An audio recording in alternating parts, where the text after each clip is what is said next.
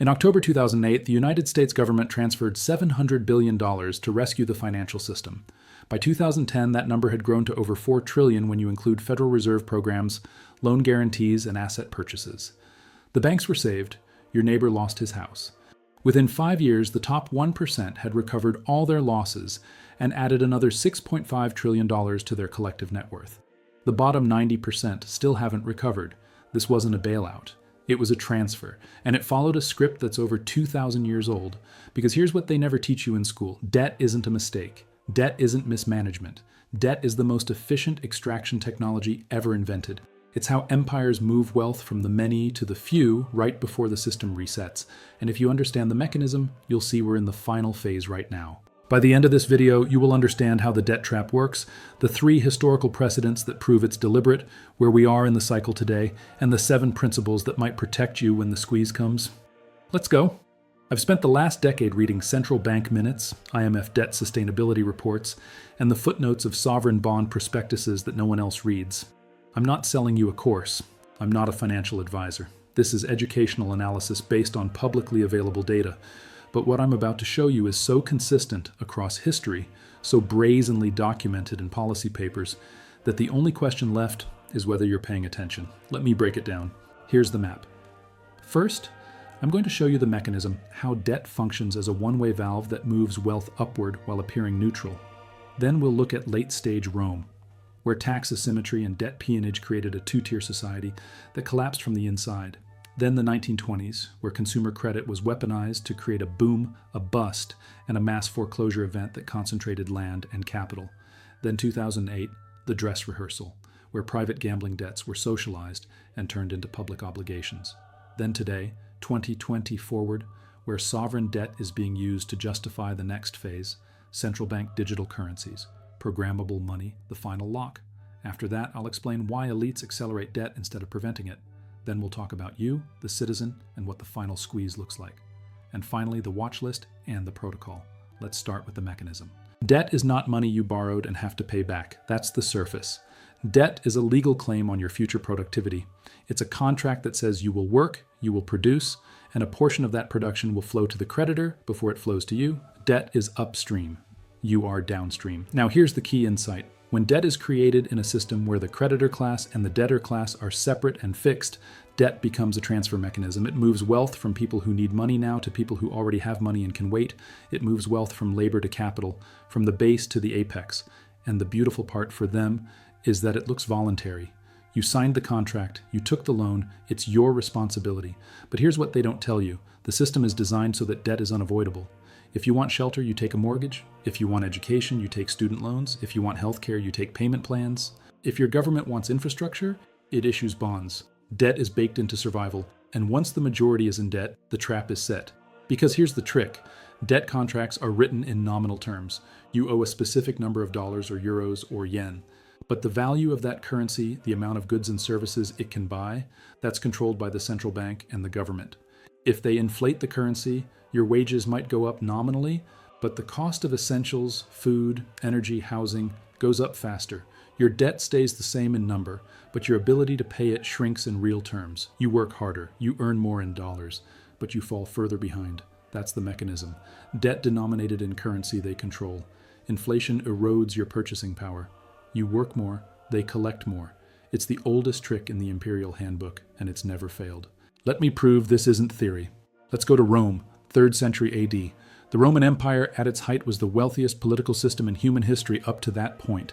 Gold flowing in from conquests, trade networks spanning 3 continents, a professional army, a legal system, aqueducts, roads, literature, philosophy. And then, over the course of 200 years, it rotted from the inside. Not because of barbarians, because of debt and taxes. Here's how it worked.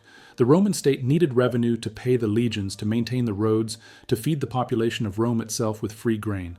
That revenue came from taxes. But the tax burden wasn't distributed equally. The senatorial class, the land-owning elite, had tax exemptions. They owned the latifundia, the massive slave-operated agricultural estates. Those estates produced grain, olive oil, wine, the essentials, but they paid almost no taxes. The burden fell on small farmers, tradesmen, and the urban poor. As the empire expanded, the cost of the military went up. As the cost went up, the taxes went up. As the taxes went up, small farmers couldn't pay. So they borrowed. They took loans from the same senatorial elites who were exempt from the taxes. When the farmers couldn't repay, they forfeited their land. The land was absorbed into the latifundia. The farmer became a tenant, a colonist, a debt peon. He still worked the same land, but now he worked it for someone else. And the cycle repeated. More wars, more taxes, more debt, more foreclosures. By the late 3rd century, the majority of the Roman population were either enslaved, indentured, or bound to the land through debt contracts they could never escape. The wealth concentrated at the top. The tax base collapsed. The government debased the currency, mixing bronze into the silver coins, trying to stretch the revenue. Inflation exploded. A loaf of bread that cost 1 denarius in 200 AD cost 10,000 denarii by 300 AD. Wages couldn't keep up. People starved in the streets of the wealthiest empire on earth. The barbarians didn't destroy Rome. Rome destroyed itself. Debt was the weapon. The lesson? Debt creates a two-tier system where creditors accumulate assets and debtors lose autonomy. And once the majority is trapped, the empire becomes a wealth extraction machine for the few until it collapses under its own weight. Now let's jump to the 1920s. The United States, post-World War I. Industrial capacity is booming. Production is way up. But there's a problem. Workers can't afford to buy what they're producing. Wages are stagnant. The solution? Credit. Consumer credit. For the first time in history, average families were offered installment loans to buy radios, refrigerators, washing machines, cars. The pitch was progress, modern life, the American dream. But here's the mechanism. The loans were issued by banks and finance companies controlled by the same industrialists who owned the factories. Ford didn't just sell you a car. Ford Motor Credit financed the car. General Electric didn't just sell you a refrigerator. GE Capital financed the refrigerator. You didn't pay cash, you paid interest. And the interest went back to the same people who sold you the product. It was a closed loop. They got your money twice. Once for the product, once for the financing. And it worked. From 1922 to 1929, consumer debt in the United States increased by over 300%. Stock prices tripled, the wealthy got wealthier, but the whole structure was built on an assumption that wages would keep rising, that employment would stay steady, that asset prices would go up forever. In October 1929, the assumption broke. The stock market crashed, credit froze, loans were called in, people couldn't pay, foreclosures exploded. From 1929 to 1933, over 10,000 banks failed. 9 million savings accounts were wiped out. Hundreds of thousands of farms were foreclosed. Millions of homes were seized. And here's the key detail. The assets didn't disappear. They were transferred. JP Morgan, Chase National Bank, and a network of connected financial firms bought the distressed assets at pennies on the dollar. Farmland, homes, businesses, equipment.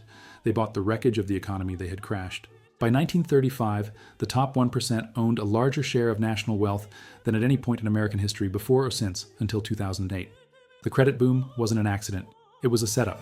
Loan people money they can't afford, wait for the default, foreclose, buy the assets, repeat. That's the second pattern. Extend credit to create dependency, engineer the crash, seize the collateral, consolidate control.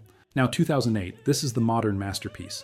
The model goes global, and this time the debt isn't just transferred from individuals to banks.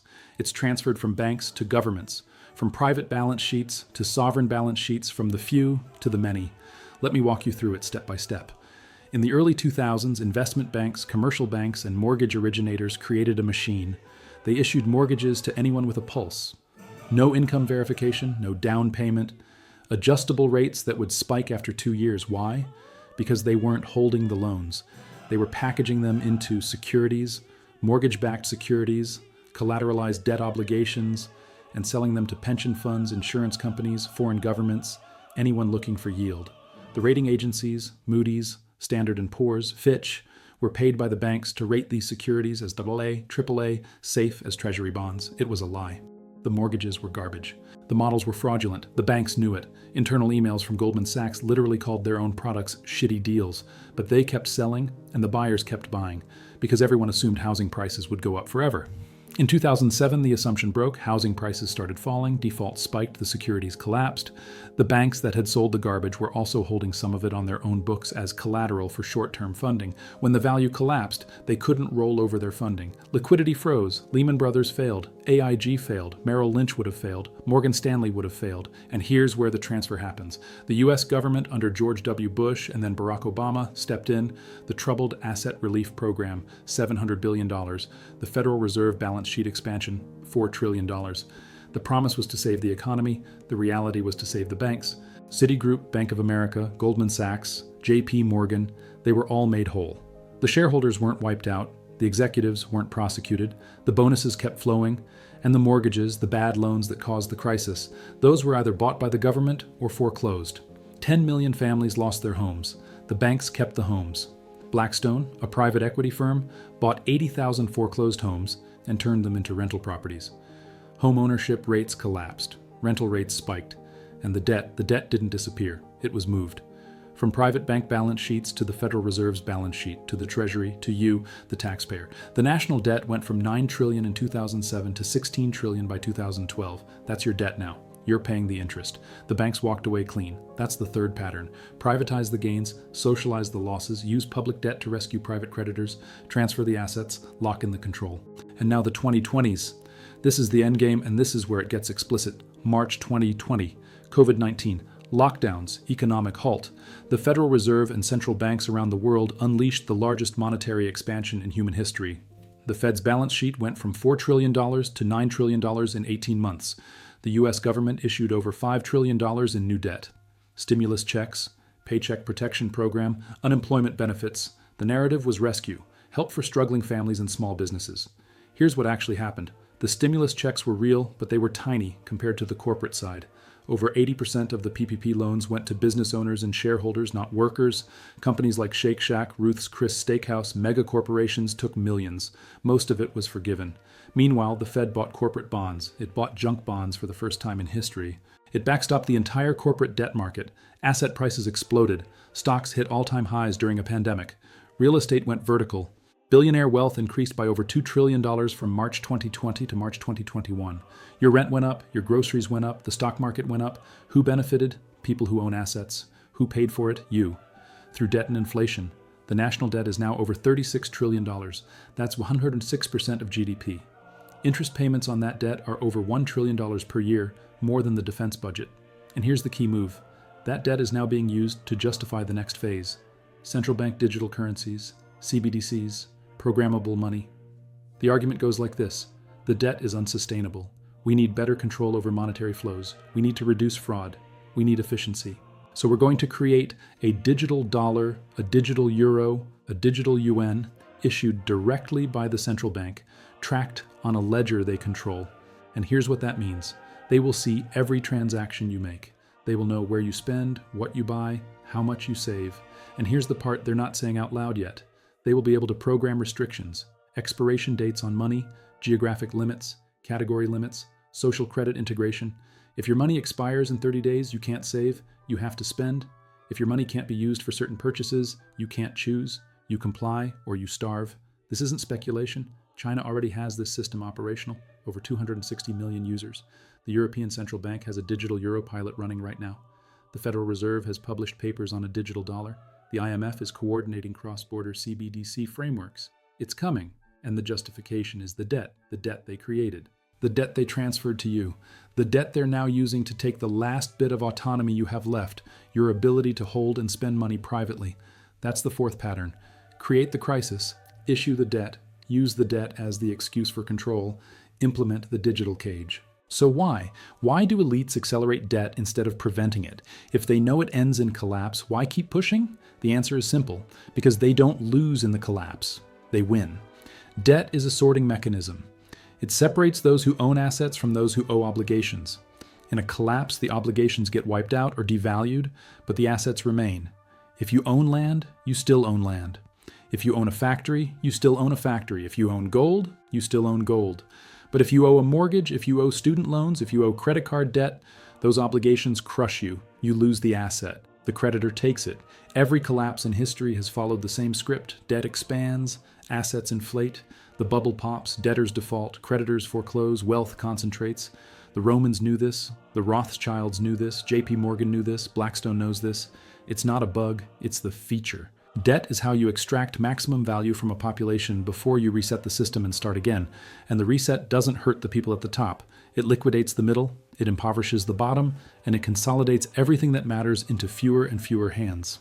They accelerate the debt because the faster it grows, the bigger the transfer when it breaks. And now let's talk about you, the citizen, the final squeeze. Here's what the end game looks like. You are earning a salary, maybe a good one, but your cost of living is rising faster than your income. Housing, food, energy, healthcare, education.